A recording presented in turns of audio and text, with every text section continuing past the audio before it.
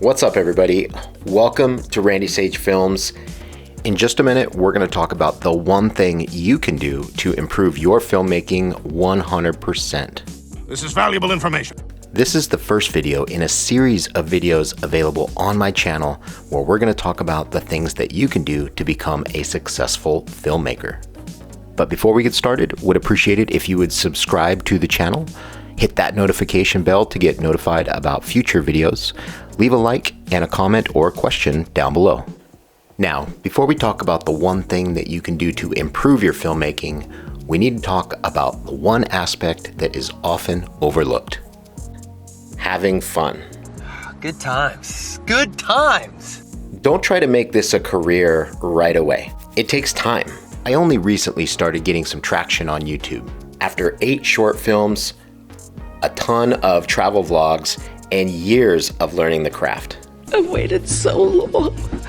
If you don't absolutely love the process of storytelling through film, I guarantee you will quit and never achieve your goals. I love this. I had always wanted to create a film or a movie, but I was so afraid of not being good at it, I held off until the amazing story of how I met my new dog unfolded right in front of me. I took the chance and wrote my very first screenplay, which brings us to that one thing that you can do to improve your filmmaking 100%. Have a good story. It's a really good story.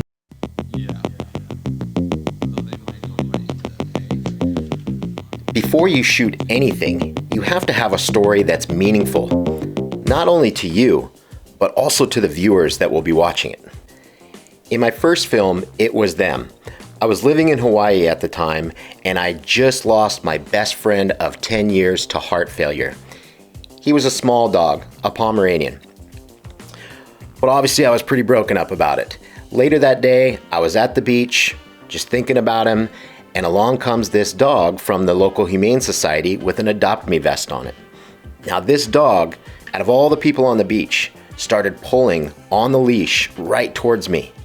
She came right up, put her paw on my arm, licked my face, and I looked at my wife and I said, wow, is this a sign? I took it as a sign, and I was so inspired by the event that I stayed up all night writing my very first screenplay. Got my camera ready and started shooting my very first short film. It's been selected in a handful of film festivals, it's gotten really good reviews, and I'm very happy with how it turned out. Great success. Now the key to a good storyline is you have to have that gotcha moment, or a point in the film where the viewer says, wow, I did not see that coming.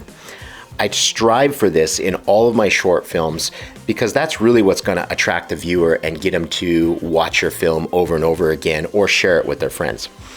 A couple of really good examples of this is one of my favorite films, The Village, written and directed by my favorite director, M. Night Shyamalan. M. Night Shyamalan, The Village, Unbreakable. Are we in an M. Night Shyamalan movie? M. Night, if you're out there, good work. By M. Night Shyamalan? It's M. Night. The film is set in the 19th century, and through the whole film, you think you're in the 19th century, but it isn't until the very end of the film that you realize that it's actually modern day, and the 19th century village is a construct of the village elders that basically wanted to keep people away from the outside world. It's an amazing film. I definitely encourage you to check it out if you haven't. Another good film is Fight Club. Welcome to Fight Club.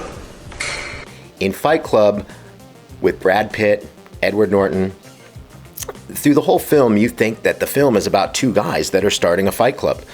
But in the end, you realize that the movie's actually about Edward Norton's character, who is imagining Brad Pitt's character through the entire time.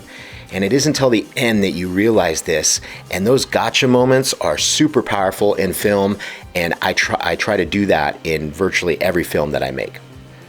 Start with short films, 5 to 15 minutes max.